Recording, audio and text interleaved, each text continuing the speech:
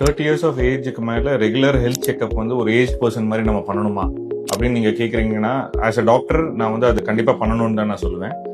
ஏன்னா இப்போ கரண்ட் ஜென்ரேஷனோட food and lifestyle habits வந்து நீங்க பாத்தீங்கன்னா நம்மளுக்கு நிறைய லைஃப் ஸ்டைல் கம்ஃபர்ட்ஸ் வந்துருது.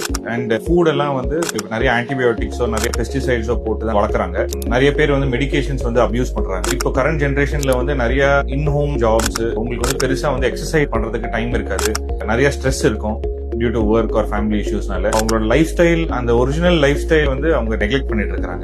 இப்பெல்லாம் வந்து ஏர்லி ஒரு 30 years of age, late 20s and early 30ஸ்லயே வந்து நிறைய பேருக்கு வந்து பிபி சுகர்லாம் வந்துருது. ஸோ அதை வந்து நீங்க ஏர்லியரா வந்து பிக்கப் பண்ணிக்கலாம். சப்போஸ் நம்மளுக்கு ஏதாவது தைராய்டு ப்ராப்ளம்ஸ் இருக்கா, இல்ல ஹார்மோனல் இஷ்யூஸ் ஏதாவது இருக்கா, கேன்சர் ஏதாவது இருக்கா, டிடெக்ட் பண்ணிக்கலாம். ரெகுலரா நீங்க வந்து விஷன் அண்ட் ஹியரிங் டெஸ்ட் பண்ணும்போது சப்போஸ் அந்த vision defects or hearing loss ஏதாவது இருந்துச்சுன்னா அதை நீங்க வந்து ஏர்லியர் ஆனாவே நீங்க வந்து கரெக்ட் பண்ணிக்கலாம். இப்பெல்லாம் வந்து யங் ஏஜ்லயே வந்து ஹார்ட் அட்டாக் அதெல்லாம் வந்து நீங்க கேள்விப்பட்டு இருக்கீங்க. நீங்க வந்து ஏர்லியராவே வந்து நீங்க ஐடென்டிஃபை பண்ணிட்டீங்கன்னா, ஒரு இயர்லி உங்களுக்கு நீங்க ஜெனரல் ஹெல்த் செக்அப் பண்ணிட்டீங்கன்னா அது உங்களுக்கு ஒரு பீஸ் ஆஃப் மைண்டா இருக்கும். உங்களோட regular health checkup appointment fix பண்றதுக்கு உங்களோட டாக்டரை நீங்க கன்சல்ட் பண்ணுங்க.